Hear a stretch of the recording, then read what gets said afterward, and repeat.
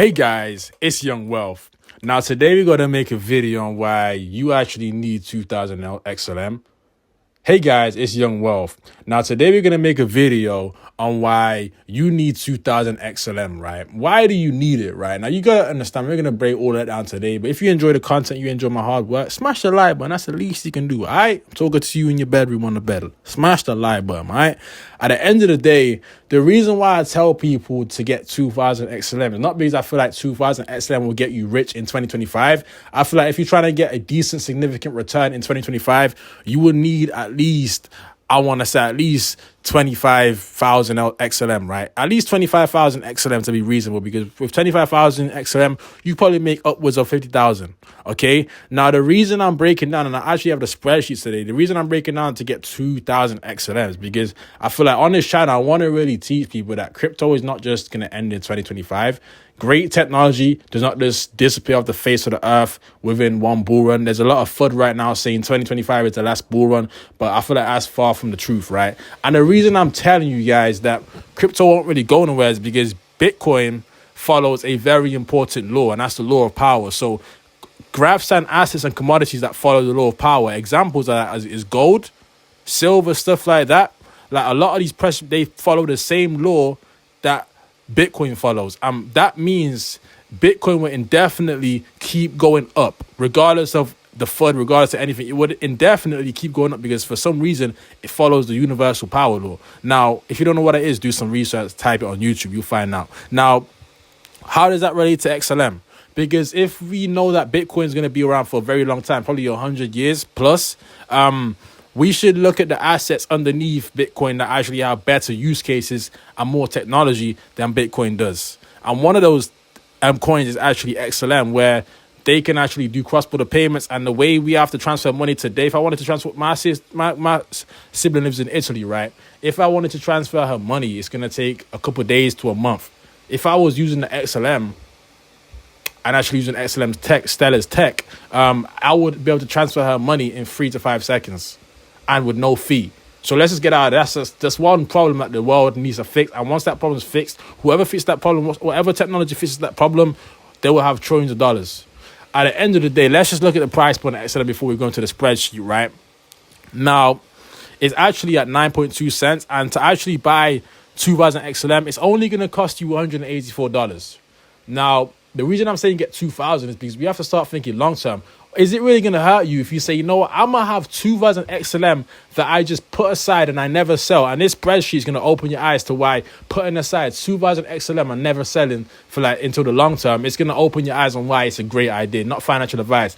But with that being said, let's actually go onto the spreadsheet right now. Over here, what we have is some market cap predictions for the long term and the profit you will make if you actually have 2,000 XLM, right? Now, the first one I've actually did, now you're probably thinking, the first one I did is 200 billion market cap, right? You're thinking 200 billion, it's not going to hit that. I believe in the long term, it's going to hit that. Now, I'm saying anywhere to a maximum of around 15 to 20 years. Now, it's probably going to hit that in 5 years in the next bull run. But I'm saying a maximum time of it hitting these type of market caps is like around 15 years, in my humble opinion. Because in 15 years, the world is going to be so different.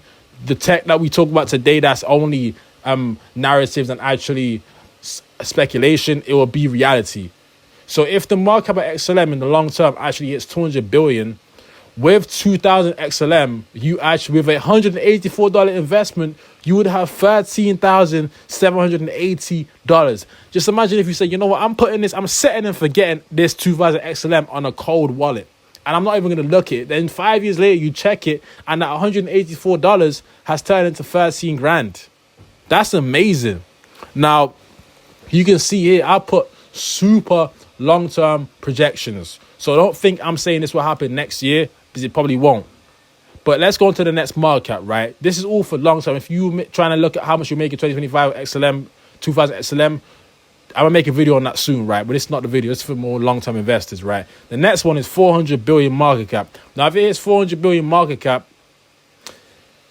the price point would be $13.79, and you would of $184, you would have 27,000 back. Just imagine you were on hard times, and you said, "Damn, 5 years from now, you said I'm on a hard time. Let me check my cold wallet." And then XLM is at a 400 billion market cap, and the price point or the earnings or the profit went from $184 to $27,000. You're back with your head above water. Now, guys, I know people will be like, oh, but market cap is too high. I want to break something very important down to you. If a market cap of a coin is 400 billion, that does not mean there's $400 billion in the coin. Just understand that, right? I hope you guys understand that. If a market cap of something is 1 trillion, like Bitcoin, that does not mean there's $1 trillion invested. Now, we have an article over here and what that actually means. What is market cap? Market capitalization is a metric used for both traditional finance and cryptocurrency markets. It represents the total value of a specific coin and can be calculated by multiplying the current price per token by the total number of coins. In traditional finance, market capitalization allows you to assess a company's size, value, and potential for future growth. In cryptocurrency, too, this metric helps for users to understand relative size and growth potential of cryptocurrencies like Bitcoin and Ethereum, right? I'm trying to actually break down